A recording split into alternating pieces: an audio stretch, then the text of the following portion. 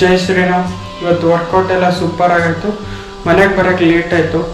ಮನೆಗೆ ಬಂದು ಬೇಗ ಸ್ನಾನ ಮಾಡಿ ಪೂಜೆ ಮಾಡಿ ಎಲ್ಲ ಕೆಲಸ ಮುಗಿಸ್ಕೊಂಡು ಟಿಫನ್ನು ಬ್ರೇಕ್ಫಾಸ್ಟ್, ಬೆಳಗ್ಗೆ ಉಪಹಾರ.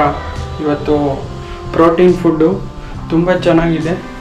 ಸೊ ಎಲ್ಲ ಶೇಂಗಾ ಕಾಳು ಎಲ್ಲ ಮಿಕ್ಸ್ ಮಾಡಿಬಿಟ್ಟು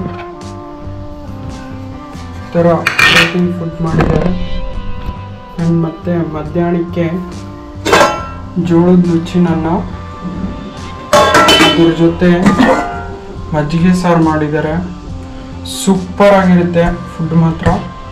ಒಂದ್ಸರಿ ಟ್ರೈ ಮಾಡಿ ನೀವು.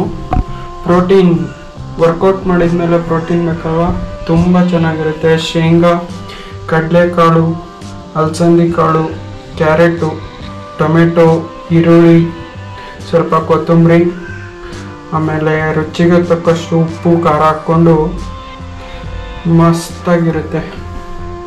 ಸೊ ಇದು ಇವತ್ತಿನ ಬ್ರೇಕ್ಫಾಸ್ಟು ಆ್ಯಂಡ್ ಬೆಳಗ್ಗೆ ಉಪಹಾರ ಮತ್ತು ಮಧ್ಯಾಹ್ನದ ಉಪಹಾರ.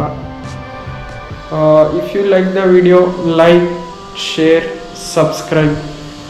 Thank you.